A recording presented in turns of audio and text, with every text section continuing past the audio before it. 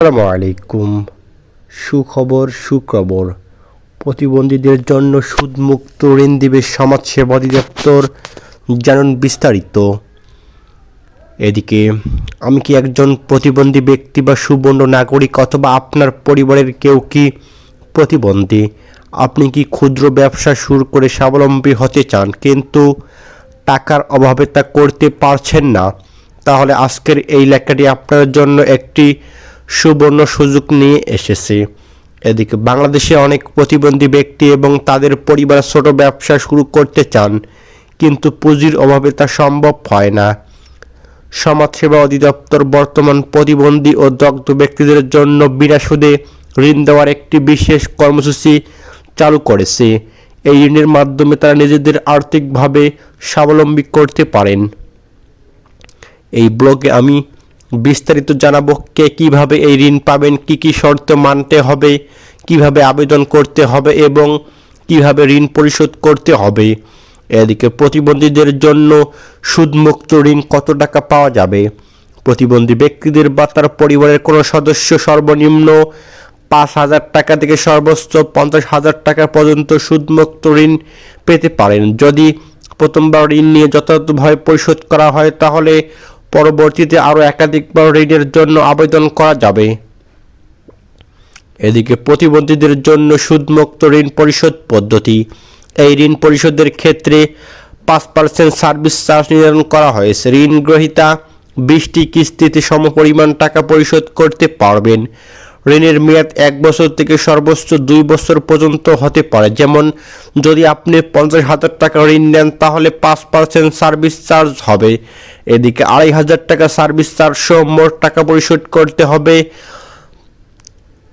50,000 টাকা প্লাস 2,500 টাকা।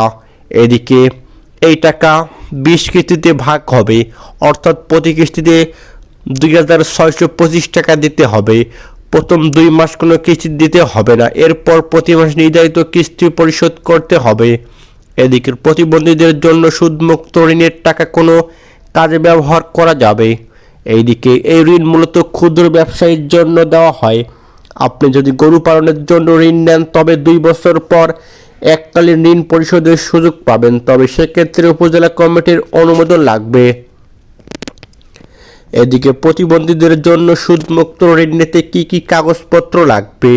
সুবর্ণ নাগরিক কার্ডের সত্যায়িত ফটোকপি, 2 জাতীয় পরিচয়পত্র, এনআইডি জন্ম নিবন্ধন কপি, উপজেলা সমাজসেবা অফিসারের বরাবর নির্ধারণ ফর্মে আবেদন।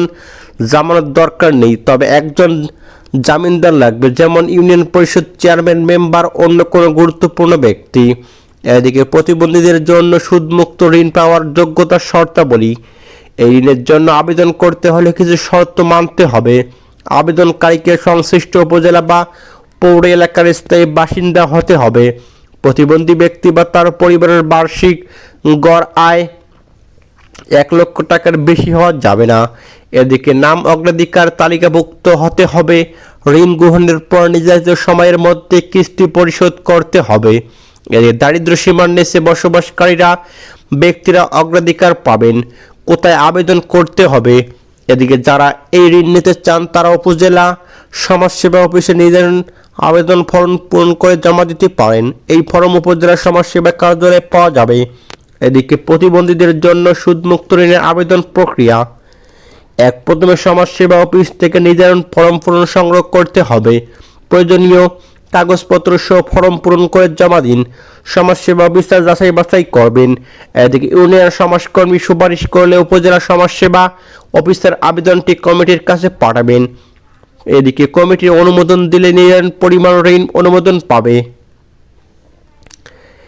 এই ঋণ কর্মসূচি প্রতিবন্ধী দগ্ধ ব্যক্তিদের জন্য একটি বড় সুযোগ, যা কেউ আর দেবে না, যা তাদের আত্মনির্ভরশীল হতে সাহায্য করবে। যদি আপনার পরিবারের কেউ এই সুবিধার আওতায় পড়েন তাহলে দেরি না করে দ্রুত আবেদন করুন।